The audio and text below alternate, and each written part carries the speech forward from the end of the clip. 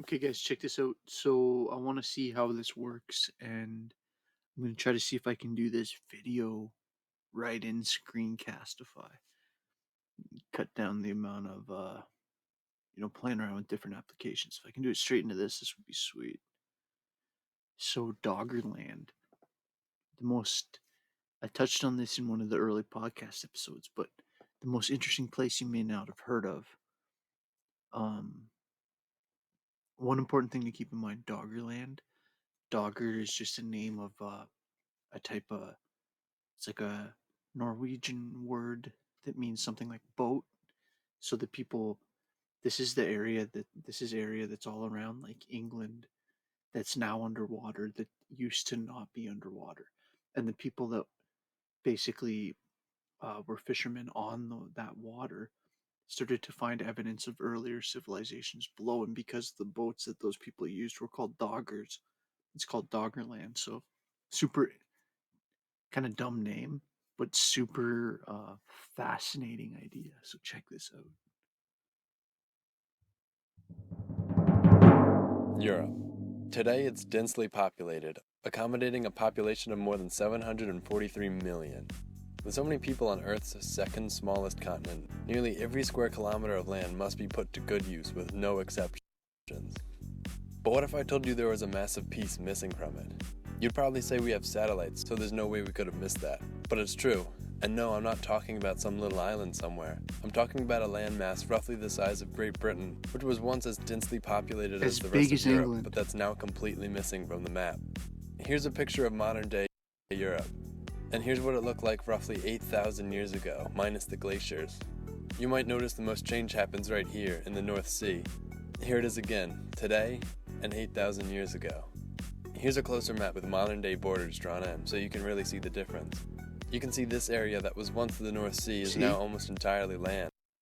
This is called Doggerland, and all evidence indicates that it was once a fertile and populated lowland region. In fact, it has been predicted that Doggerland might have been the richest hunting area in all of Europe during the Mesolithic period, and could have attracted huge numbers of people to it. Many prehistoric tools, weapons, and even man-made structures have been discovered in the lands beneath the water. Fishermen here have even discovered prehistoric skeletons of mammoths, rhinoceros, and lions.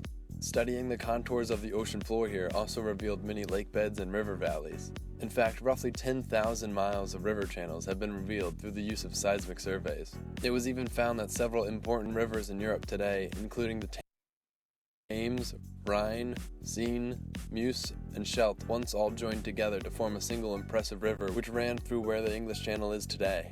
Okay, so by now you must be asking, what happened to Doggerland? As many of you might have guessed, cause number one of the disappearance of Doggerland was glacial melt. As the last ice age came to a close, glaciers receded and all that water had to go somewhere, and sea levels rose by an estimated 120 meters as a result. But this wasn't enough to fully submerge Doggerland, and actually a fair amount of land still remained after the sea levels rose to where they are today.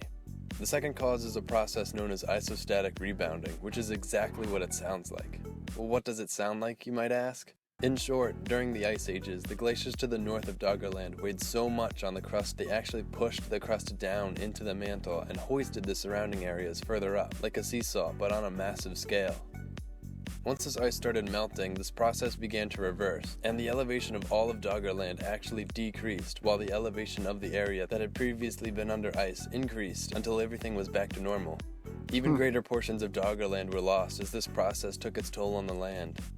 This process of isostatic rebounding is still happening today, mostly in Canada, Norway, and Antarctica, even thousands of years after the ice ages ended, and will likely continue for a few thousand more years. But even after all this had occurred, an island approximately the size of Denmark remained in the North Sea, and this is what's now called Dogger Bank, a very shallow portion of the North Sea, and is where Doggerland got its name from. But that's no longer there either, so what happened to Dogger Bank? This is where it starts getting speculative.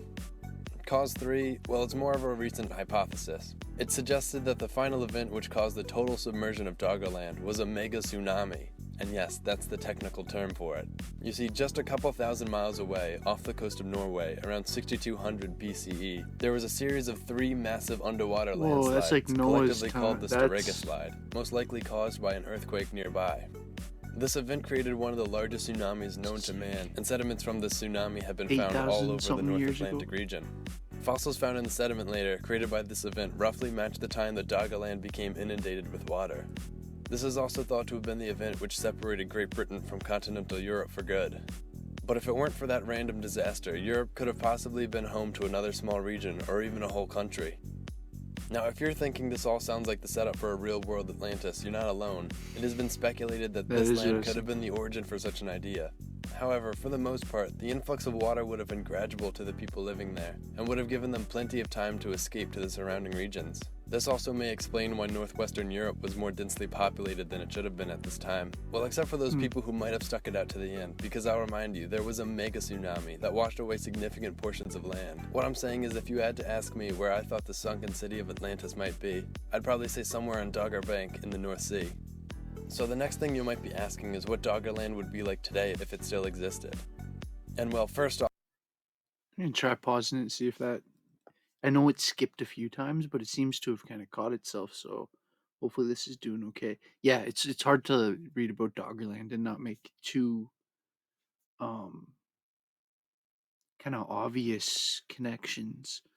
And obviously completely unprovable, and I have no proof of any. But it's at least interesting to think that it at least, without saying anything about the validity of whatever, it at least time wise would match up with biblical stories of Noah's flood, and would somewhat time wise match up with Plato's story of Atlantis. So it's more than interesting. I just wish they picked a way cooler name than Doggerland. That pulls down the coolness of the title, but it's interesting to think that there's this massive part of Europe that was heavily populated, might have been the most fertile part of Europe, was basically the part that's now, well, they said the Northern Sea, right? Like the part of the water around England. Yeah, so let's keep going here. What would it be like today?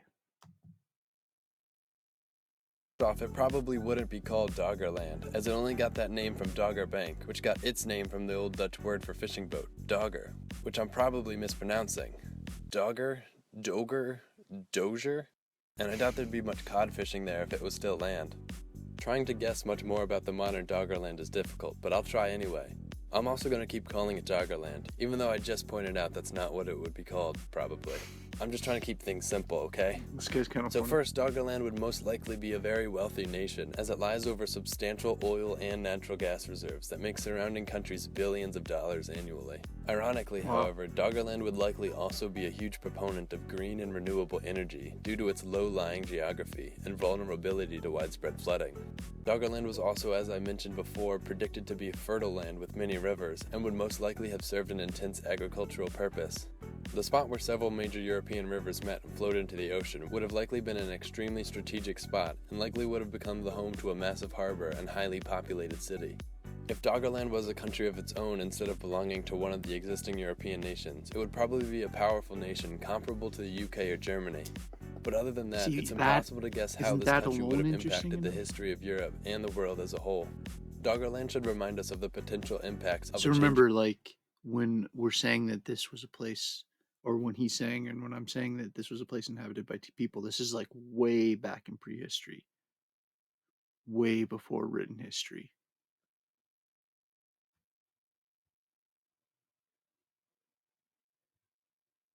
Or actually, if they're saying that it all was destroyed around that time mark of whatever 8,000 years ago, it's basically on the threshold of what we consider history to prehistory, ancient history, whatever. Before writing, basically.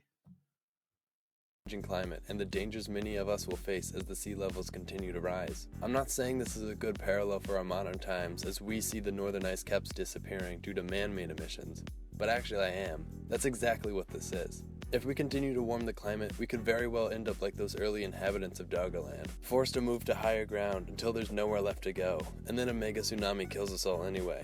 What I'm saying is we should look out for mega tsunamis more, and take this as a lesson that we must adapt to Earth, not the other way around. So maybe we should carpool and recycle and not eat so much beef. Thanks for watching, I hope you enjoyed this, and look for more videos from me in the future.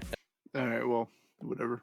Got a little preachy at the end, but I think the general idea, right? Like, look into that word. It's just Doggerland, exactly how you would think, but with two G's.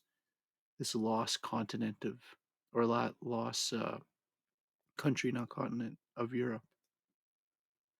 Interesting. All right, hit you with something you never knew. Maybe that word Doggerland before. Maybe you've heard of it, but um, yeah, that video was okay. But that concept's awesome. Okay, so let's. I'm gonna just see if this how this looks. All right, hang in there. Stay frosty. All right, cheers. And with that, I'm off.